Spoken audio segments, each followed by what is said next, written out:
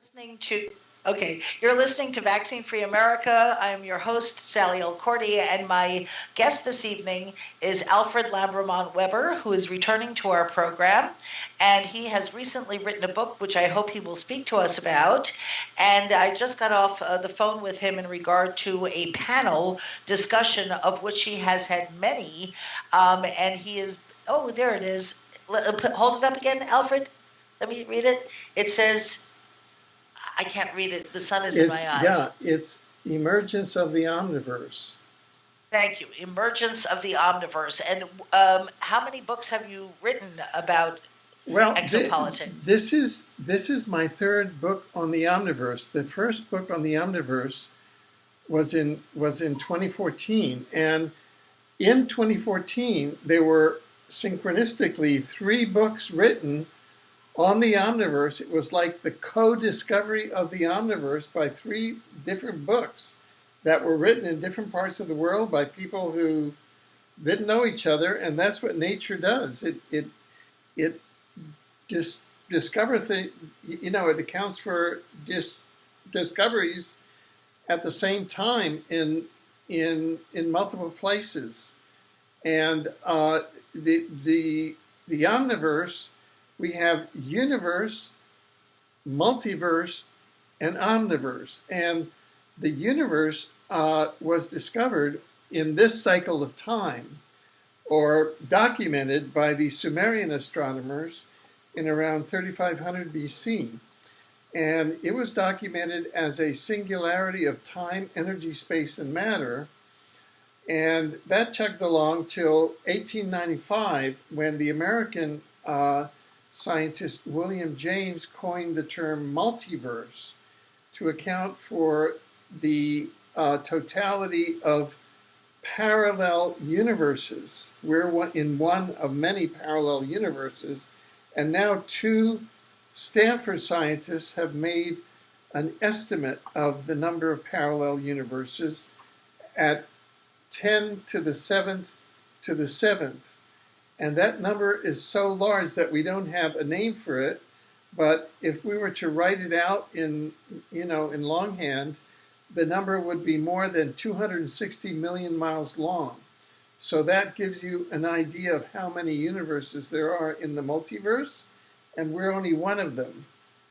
And it kind of gives you a perspective on our events on our planet here, which is I've heard we are all stardust. How does that apply to a multiverse? Yeah, well, we're all stardust in one galaxy, in one universe, and there are billions of galaxies, and there are billions of stars in one galaxy, in one universe, and we don't even have a name for the number of universes that there are in the multiverse. So that gives an account of the scale of creation and existence. Now, in 2014 then, there were 3 books that came around, and this is science-based. This isn't belief-based or faith-based. There were 3 books that came out and documented the existence of the Omniverse as the 3rd major cosmological body after the universe and the multiverse, through which humanity can comprehend the cosmos. And the omniverse equation, like Einstein's equation of E equals mc squared, well, the omniverse equation is omniverse equals multiverse, in other words, the totality of all of the universes, plus the spiritual dimensions. And what the spiritual dimensions consist of are the intelligent the intelligent civilization of souls, plus the spiritual beings, plus Source or God, but not as a matter of belief or faith, but rather as through through the scientific method. In other words, as proved using uniform protocols and replicable results, which are the essence of the scientific method. So give me one protocol and results. Yeah. For example, we have Dr. John Newton, who at the Newton Institute uses what he calls soul memories of the interlife. And they take humans and take them through hypnotic regression.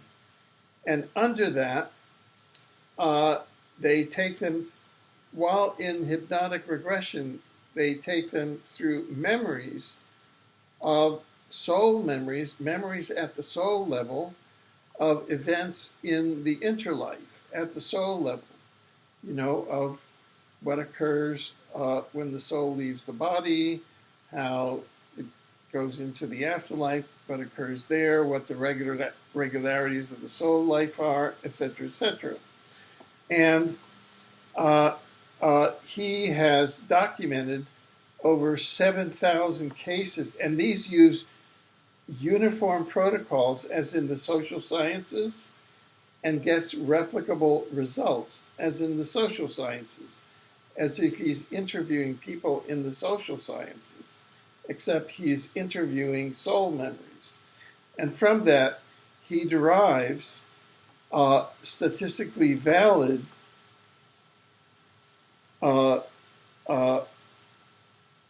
pictures or recreations of what life is like in the interlife.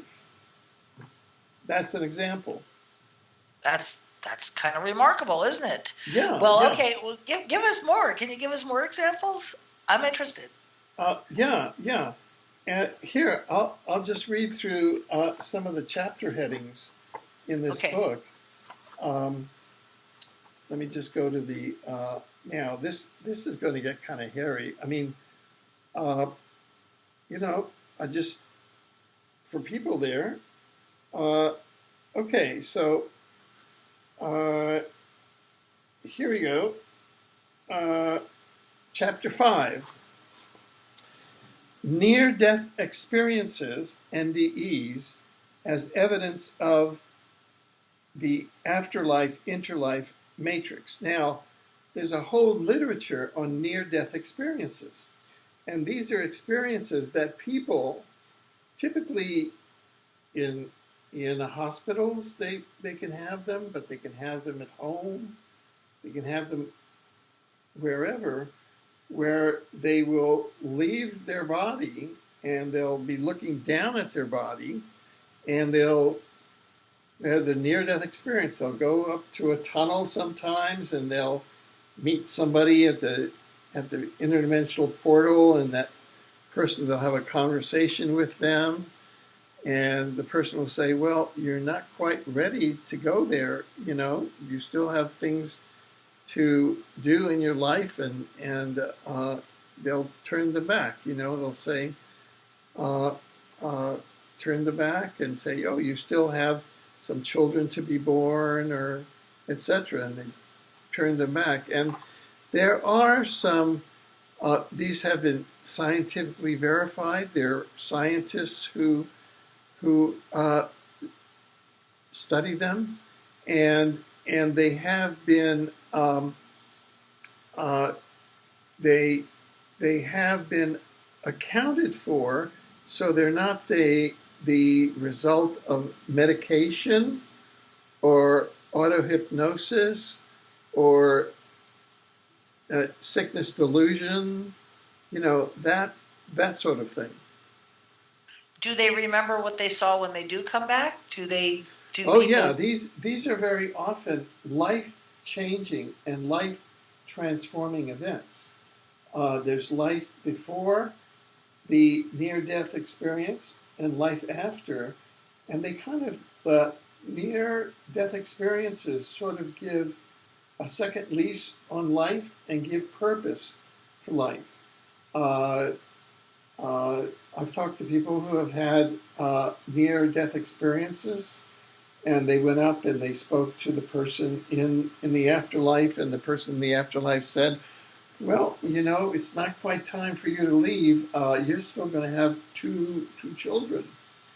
And the person came back, and, really that became part of their reality. And lo and behold, the person had 2 daughters, and the 2 daughters have been a great part of their life.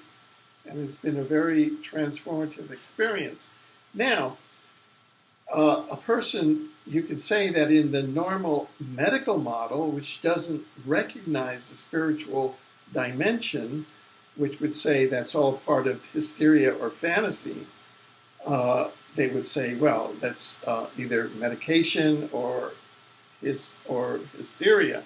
But if you get into the sources, and we here in chapter 5, for example, we quote even Alexander, MD. We go into deathbed visions. We go into experiences of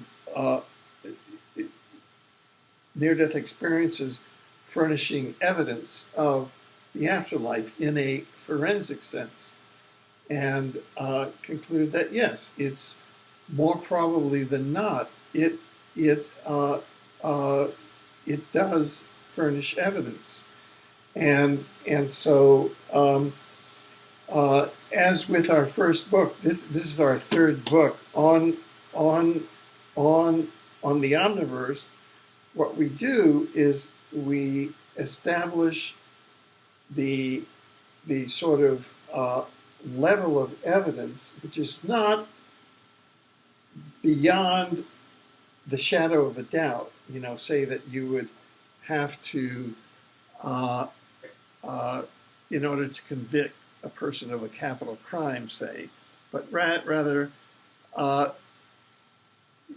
beyond more probably than not.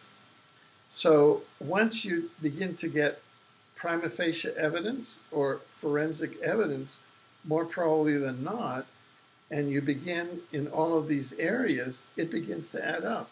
And suddenly you have a quantum of evidence that it's very difficult for the scientific canon to keep out the multidimensional reality of this. And so now the next book that we're working on after this is called The Omniversity Reader. And we were just approached by a man who has a lot of connections to academic presses, and we'll be approaching a lot of the academic presses in order to get that into the academic presses, and that is going to be an anthology of different authors. I'm just trying to give people a context of how this field is growing. Okay, well, thank you very much for all of that. And I wanted to ask you, we are about to go to a break, but I'll tell the audience what it is I'd like to know next. You have been interviewing for many years people who have been to Mars, and recently you've done several interviews with people who know a lot about Venus. And I was wondering, would you compare and contrast those 2 planets? How interesting. I meant to give you a heads up on this last time you were on, but we never got to it. I was wondering if you might consider doing that when we come back from the break. That is an excellent question. Okay, well, cool. We're going to be back shortly with Alfred Lambremont Webre, who is also at the center of the storm when it comes to COVID-19, because okay, we'll be right back. Let a light shine so bright, there's no one left here in the dark. You can rest and I hear you, whose time has come. Hi there, everybody. This is Sallie Elkordy. You're listening to Vaccine Free America on republicbroadcasting.org. And my guest today is Alfred Lambremont Webre. Alfred, please compare and contrast Mars and Venus, if you would. Well, those are two very interesting planets because they're two of the planets in the solar system that are inhabited by humans along with Earth.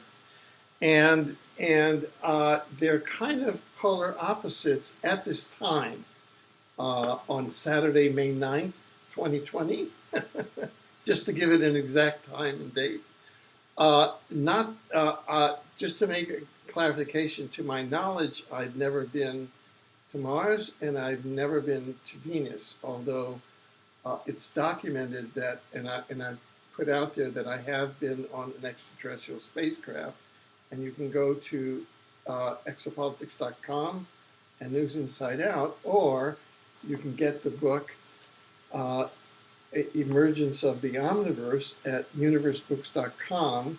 Also, it's on Amazon, it's on Barnes & Noble, and all of those places, and get the full story. It was the abduction up to the spaceships was witnessed by U.S. chrononaut Andrew D. Bishago, and it was coordinated with the extraterrestrial abduction of U.S. President Jimmy Carter prior to his election, and his was in '69, mine was in February of '73, and it was coordinated so that he would win the presidency. That was all prepared on the ships, and I would become director of his extraterrestrial communication project. Now, it so happens that since the year 2000, I have been investigating as part of exopolitics, which a science that was officially founded through my book, Exopolitics, the science of relations among intelligent civilizations in the universe, the intelligent civilizations that exist on our neighboring planets, Mars, and more recently on Venus. And I've been doing that through whistleblowers and witnesses that have been coming forward who have been both on Mars and on Venus. And you can go to our interviews and see them at Exopolitics TV, which is on YouTube. And you can go to newsinsideout.com and exopolitics.com. With regard to Mars, just generally speaking, the biggest difference between Mars and Venus so far is as follows. Historically speaking, we're in a solar system that has been exopolitically tremendously impacted by what we can call Star Wars. There have been two very serious interstellar extraterrestrial nuclear wars, planetary nuclear wars that occurred within the last, people estimated, around 700,000 years. In this solar system, one was on a very large planet, a verdant planet like Earth called Tiamat, that is now the asteroid belt. Tiamat was a planet very much like Earth, and it was utterly obliterated in a nuclear war between the Draco-reptilian forces and the human forces. And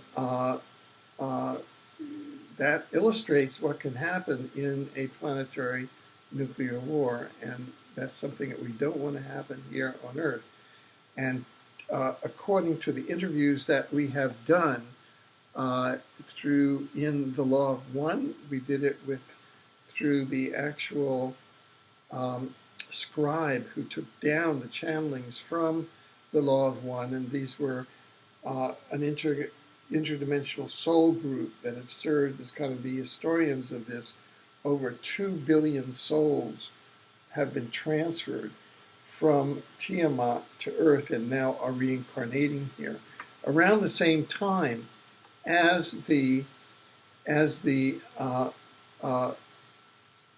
interplanetary nuclear war on Tiamat, there was an interplanetary nuclear war, the planetary nuclear war on Mars. Mars was a verdant planet like Earth. This was a peaceful solar system. It was, people went from Earth to Mars to Tiamat, and it was all peaceful in here. And it was a pyramid-based thing. And Cairo means Mars in Egyptian, and so we had a very advanced interplanetary society here, and the Draco-Reptilian human conflict reached this solar system, which began by the Draco-Reptilian attacks on the human home constellation of Lyra, and which led to the human diaspora to this solar system. Well, the nuclear war on Mars eviscerated Mars as a planet, led to it being a pumpkin-shaped, kind of obloid planet with a very thin atmosphere, with no surface vegetation, and with kind of reptiles on the surface. And with the Martian human population, the advanced Martian human population, that are our genetic cousins living under the surface of Mars. There are 5 species of humans that live on Mars. The ones that resemble us most are classified as what we call Martis, Homo Martis terris, and you can study those more deeply in one of my Omniverse books that's called The Omniverse. Now, the thing about the Mars is that it's principally, although they have been joint international missions to Mars by the Russians and the Americans and the British, it is characterized by a lot of Earth bases there, principally by American Earth bases, although there are some joint bases there. And those bases, I would say, are very tied to the military-industrial complex here. We published at NEWSINSIDEOUT.com in 2011 some photographs of a slave labor camp, a Earth human slave labor camp on Mars. And there are reports of even that there have been pedocriminal colonies on Mars, and that is some of the children have been taken there because, of course, you know that there have been secret treaties between the U.S. government and the Draco-Reptilians, starting in 1933 with Franklin Delano Roosevelt, 1948 with Harry S. Truman, 1954 in the Greada Treaty with Dwight Eisenhower, and then later in the Tau 9 Treaty with George Bush Sr., George H.W. Bush. And those treaties structurally have led to the U.S. government not only maintaining 175 military bases worldwide, kind of as the proconsuls of the Dracos on the planet, implementing the draconian agenda for we human souls and human bodies that we call the human community. Namely, what is the draconian agenda? War, disease, crime, and poverty. War, World War I, World War II, trying to do World War III. Disease, the pandemic. That's the draconian agenda. Crime, yeah, they're organized crime and poverty. They keep us in poverty. We can't, get our cosmic abundance going. And as part of that, up to 200,000 children disappear a year in the United States alone, because we've had whistleblowers in the U.S. at U.S. military bases that have come forward and told us that at U.S. military bases they have to deliver crates of infant food, baby meat, to the Draco reptilians on a regular schedule that go to their bases out in the solar system, as well as to the underground military bases, Area 51, Dulce. Here in Chapter 9 of Emergence of the Omniverse, you'll talk about the secret extraterrestrial treaties. We talk about the exopolitical drivers of soul extraction, soul hybridization, soul commerce, and pedocriminal networks. That's what the current state is. So that Mars has become sort of a base of the matrix within the context of those secret treaties. By contrast, Venus,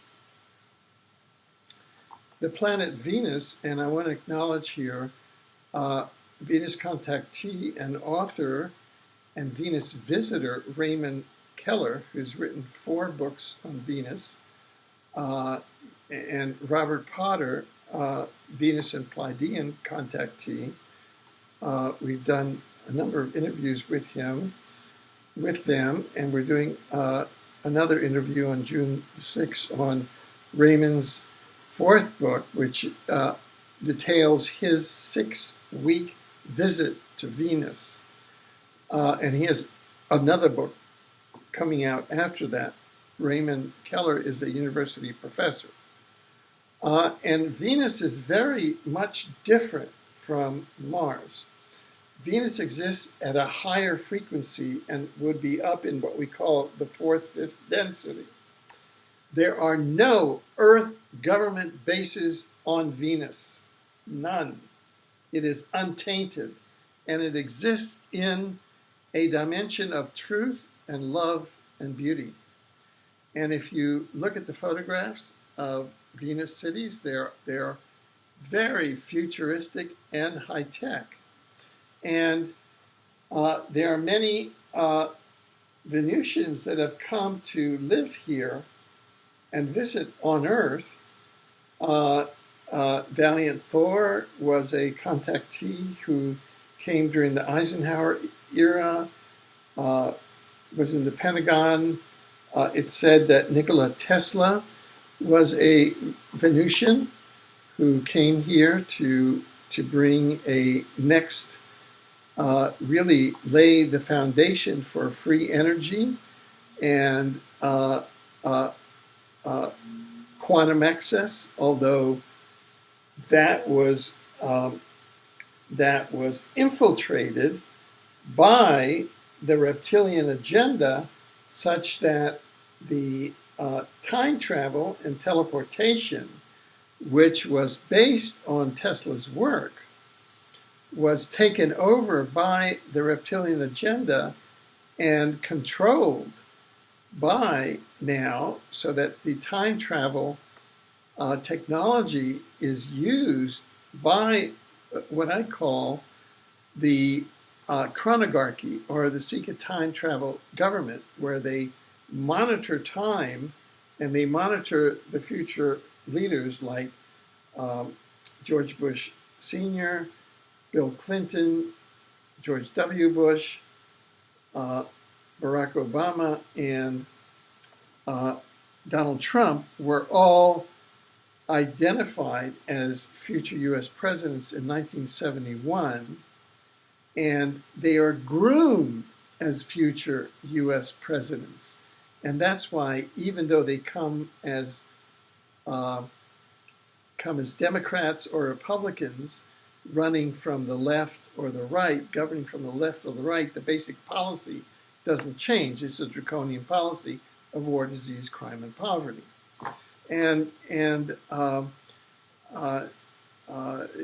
So one example is currently you have the Mar-a-Lago, no? Mar-a-Lago, I spent my family, after leaving Cuba and going to Africa and everything, ended up in the Palm Beach area, West Palm Beach area, and so I used to spend some time in Lake Worth and in Palm Beach during holidays, and I was sailing there in Lake Worth when President John F. Kennedy came by in the Honey Fitz and waved at me from the back of the Honey Fitz and stuff. So I know my way around there. And Mar-a-Lago was given by Marjorie Merriweather Post. It was her family's heritage house worth $150 million.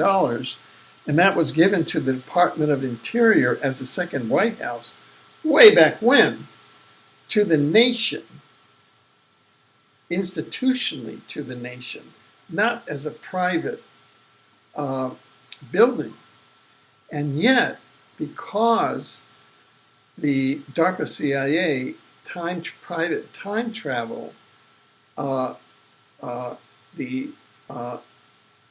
DARPA CIA time travel pre-identification unit had pre-identified Donald Trump as a future U.S. president, they decided to groom him in a certain pattern and to provide him a base of operations of Mar-a-Lago, where he would have this stage to operate as kind of a Daddy Warbucks figure.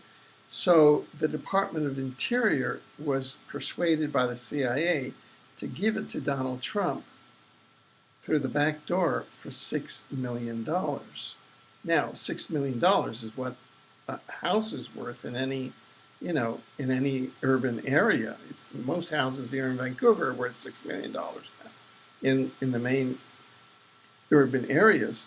And that was a clear violation of the terms of donation of the Marjorie Merriweather Post donation to the Department of Interior as a donation for the second White House. But that is an example of what the chronography does. They create these individuals and then they bring them to the public with a lot of spin.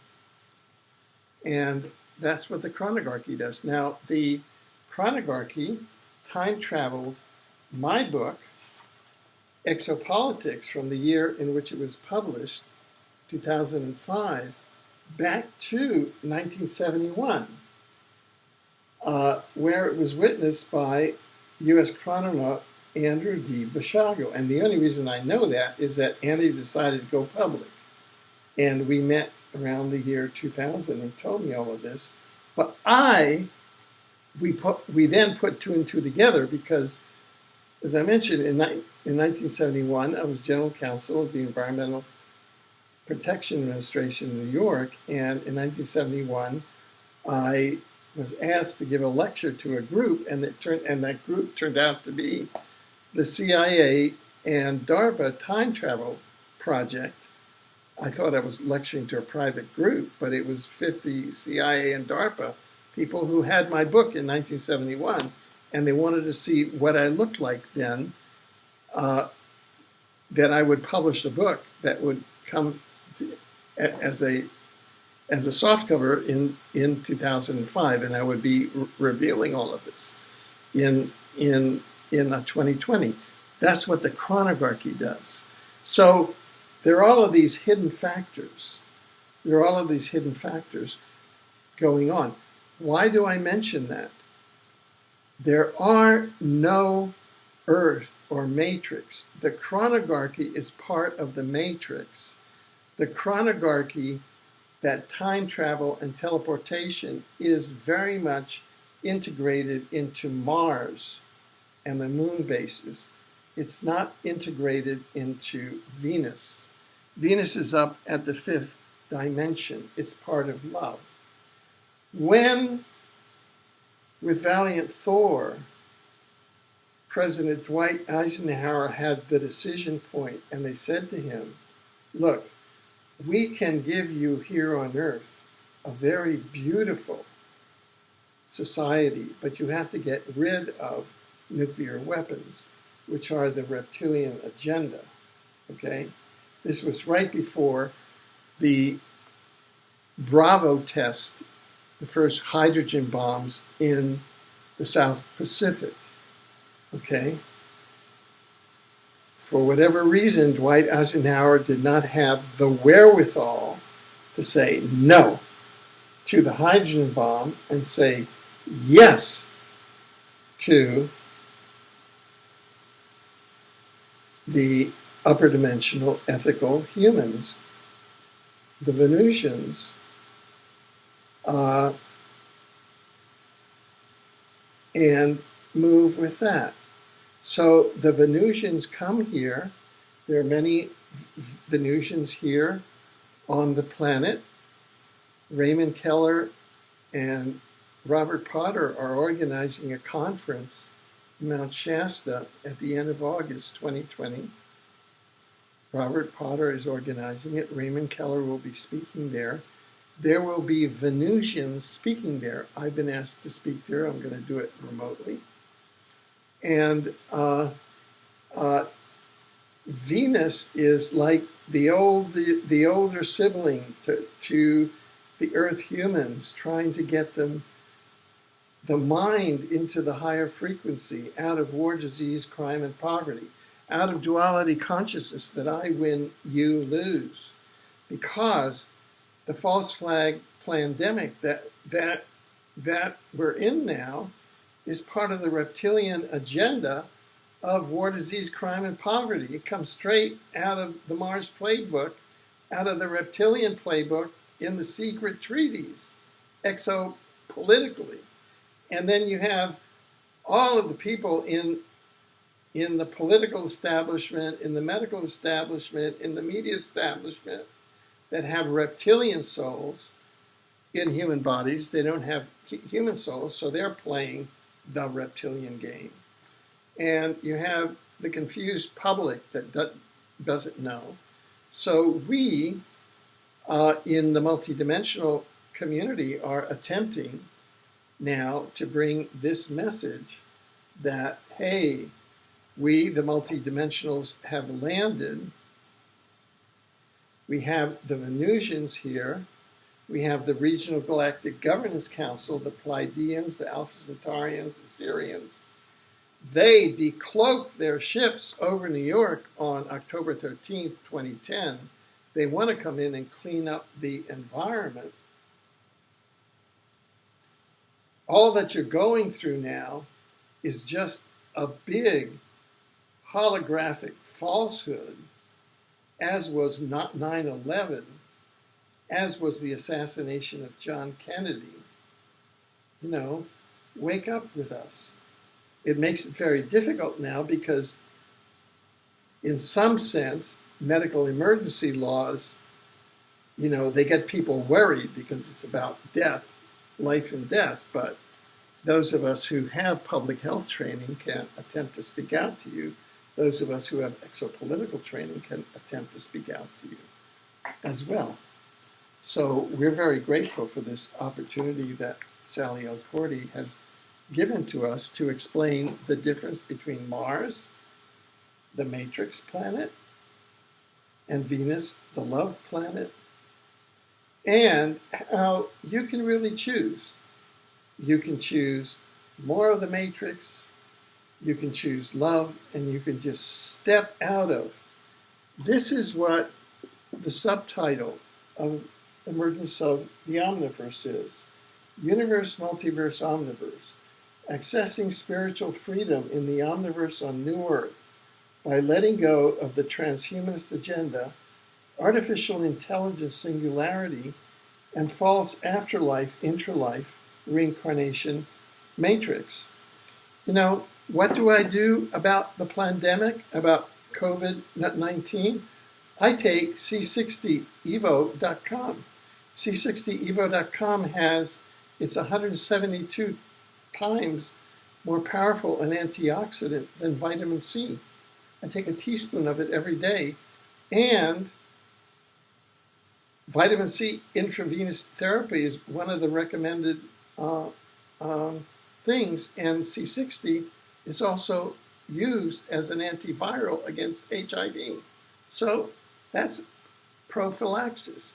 So you have to now, in these times, just wade through all of the memes and the propaganda of the reptilian and matrix programming and get down to the truth. Over to you, Sallie. That was immense. I'm going to ask you, because I've heard you mention him so many times, who is Valiant Thor? Well, Valiant Thor, like Nikola Tesla, was a Venusian that was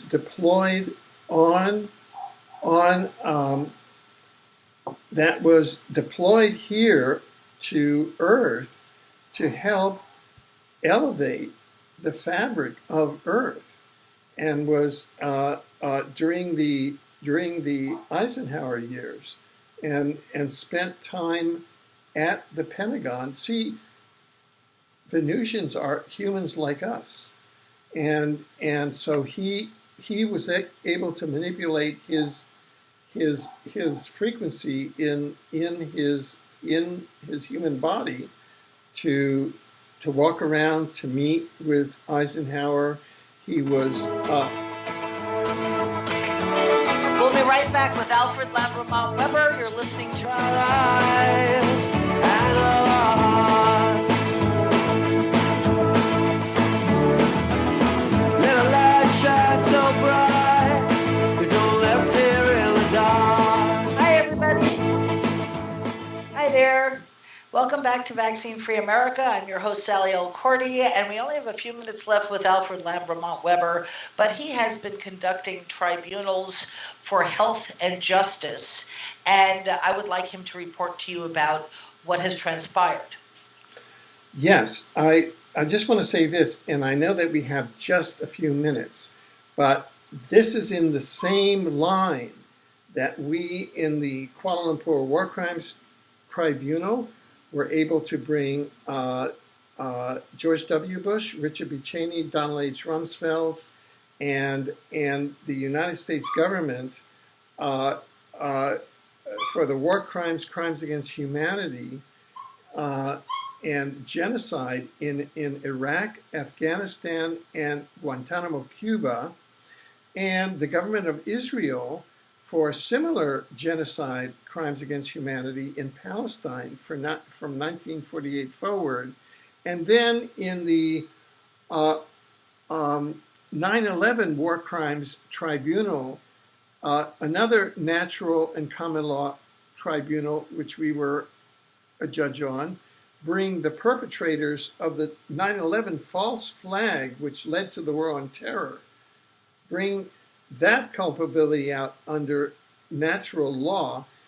We have now formed the Natural and Common Law Tribunal for Public Health and Justice, and together with a colleague in the UK. And our intent, which we have announced, is to conduct war crimes trials for crimes against humanity and for genocide against the perpetrators of this false flag pandemic. And we'll be calling witnesses, and